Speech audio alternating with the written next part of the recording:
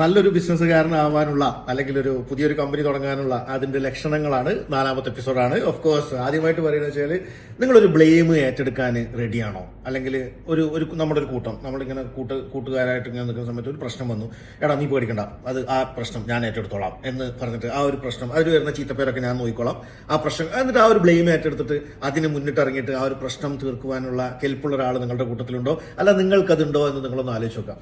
പിന്നെ ഒരു കാര്യം എന്ന് പറയുന്നത് ഒരു ലീഡർഷിപ്പ് ക്വാളിറ്റി, ഒരു പോലീസ് സ്റ്റേഷനിലേക്ക് ആദ്യമായിട്ട് പോകണമെങ്കിലും ഒരു ഗവൺമെന്റ് ഓഫീസിലേക്ക് ആദ്യമായിട്ട് പോകണമെങ്കിലും ഒരു കൂട്ടത്തിന് അഭിമുഖീകരിക്കുന്ന സമയത്ത് ഒരു ടൂർ പോകുന്ന സമയത്ത് അതിന്റെ എക്സ്പെൻസും മറ്റു കാര്യങ്ങളൊക്കെ ഞാൻ ഏറ്റെടുത്തോളാം, ഞാൻ നോക്കിക്കോളാം എന്ന് പറഞ്ഞിട്ട് അങ്ങോട്ട് പോയി ഏറ്റെടുക്കുന്ന ആ ഒരു ലീഡർഷിപ്പ് ക്വാളിറ്റി കാണിക്കുന്നതും ഇതിലൊക്കെ ഞാനിങ്ങനെ കാണാറുണ്ട്. അവരൊക്കെ ഇങ്ങനെ ബിസിനസ്സിലേക്ക് വരുന്നതായിട്ടും സക്സസ്ഫുൾ ആവുന്നതായിട്ടൊക്കെ കാണാറുണ്ട്. പിന്നത്തെ ഒരു ലക്ഷണം എന്ന് പറയുന്നത് ഒരു ബാഡ് ഹാബിറ്റ്സ് ബർത്ത്ഡേക്ക് നിർത്തും അല്ലെങ്കിൽ ന്യൂ ഇയറിന് നിർത്തും എന്നൊന്നും പറയാതെ അത് മോശമാണ്, ഞാൻ നിർത്തിയേക്കാം എന്ന് പറഞ്ഞിട്ട് ഗേൾ ഫ്രണ്ടിന്റെ നിർബന്ധം, ഉമ്മാന്റെ നിർബന്ധം, പിന്നെ അച്ഛൻ പറഞ്ഞു, ഒന്നും നോക്കാതെ ഞാൻ നിർത്തി എന്ന് പറഞ്ഞിട്ട് ആ സമയത്ത് അങ്ങോട്ട് നിർത്തുക എന്ന് പറയുന്നത് ഒരു വലിയൊരു ക്വാളിറ്റി ആയിട്ട് ഞാൻ കാണുന്നുണ്ട്.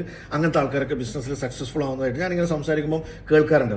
ഇന്നത്തെ എപ്പിസോഡിന്റെ ലാസ്റ്റ് ആൻഡ് ഫൈനൽ എന്ന് പറയുന്നത് എന്താ വെച്ചാൽ പിന്നെ ഇത് എടുത്ത തീരുമാനങ്ങളുണ്ടല്ലോ, നമ്മളിപ്പോൾ ഒരു തീരുമാനം എടുത്തു, ആ ഒരു തീരുമാനത്തിൽ ഉറച്ചു നിൽക്കുക എന്നൊക്കെ പറയുന്നത് ഒരു നല്ലൊരു ക്വാളിറ്റി ആയിട്ട് ഞാൻ കാണുന്നില്ല. ഒരു തീരുമാനം എടുത്തു, എല്ലാ ആൾക്കാർക്കും അറിയാം അവനൊരു തീരുമാനം എടുത്തിട്ടുണ്ട്, ഇനി അവനൊന്നും മാറൂല.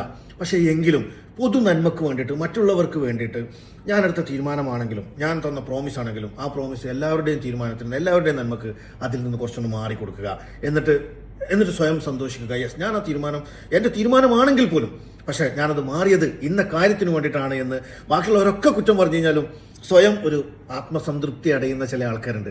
അവർക്കും ഒരു നല്ലൊരു ബിസിനസ്സുകാരനാവാനുള്ള ഒരു ക്വാളിറ്റി ഞാൻ കാണാറുണ്ട്. പല ആൾക്കാരിലും ഞാനത് കണ്ടിട്ടുണ്ട്. ലാസ്റ്റ് എപ്പിസോഡുമായി വീണ്ടും വരാം. Thank you.